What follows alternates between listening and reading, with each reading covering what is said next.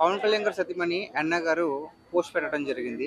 ఆయన ఎంత బాధపడ్డారో, ఎంతలాగా అవమానించారో మాకు తెలుసు అని చెప్పేసి ఒక ఎమోషనల్‌గా పోస్ట్ పెట్టడం జరిగింది. సో, దాని గురించి మీరేమంటారు?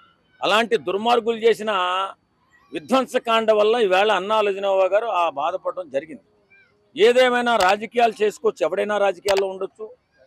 దోపిడి ప్రజల సొమ్ము దోసేసుకోవచ్చు. ఎందుకంటే అదేగా చేస్తున్నది. ఇప్పుడు ఎవడు సేవ చేస్తున్నాడు? రాజకీయాల్లోకి వచ్చి సేవ చేస్తున్న వాళ్ళు ఎవరున్నారా? పవన్ కళ్యాణ్ లాంటి గొప్ప వ్యక్తిత్వం ఉన్న వ్యక్తి వస్తే అతన్ని ఇష్టానుసారంగా ట్రోల్ చేయడము, మాట్లాడటము, ఇంట్లో వాళ్ళని తీసుకురావడం, అలాంటి వ్యక్తులు రాజకీయాల్లో లేకుండా చేయాలనే స్వార్థంతో ఉన్నటువంటి రాజకీయ నాయకులు ఉన్నారే తప్ప, అరే అతను గొప్ప స్థానంలో ఉండి వేళ్ళు వచ్చి 10 మందికి సేవ చేయాలనే వచ్చాడు, ఆయన మనం ఏమనకూడదనే ఆలోచన లేదు. అంత నీచంగా దుర్మార్గంగా విమర్శించి ఆయన కుటుంబాన్ని బాధ పెట్టారు కాబట్టి వేళ అన్నా లజనోవా గారు అంత బాధపడ్డారు. ఎవరికి కూడా అలాంటి బాధలు రాకూడదు. సాయం చేసే చేతులు ఉండాలి. లేకపోతే ఇవాళ ఆర్థికంగా వెనకబడినటువంటి కుటుంబాలు, అన్యాయం అయిపోతున్నటువంటి కుటుంబాలు, ప్రకృతి వైపర్యాల రీత్యా నాశనం అయిపోతున్న కుటుంబాలు కూడా ఉన్నాయి.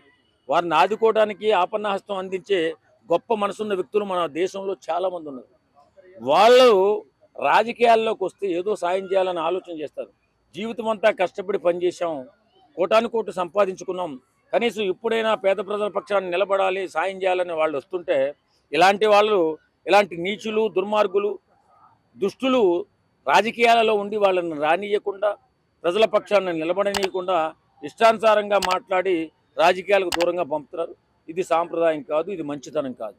కాబట్టి పవన్ కళ్యాణ్ గారు పడిన కష్టాన్ని, బాధని, అవమానాన్ని ఇవాళ అన్నా లజనోవా గారు తలుసుకుని బాధపడడంలో పెద్ద తప్పేం లేదు.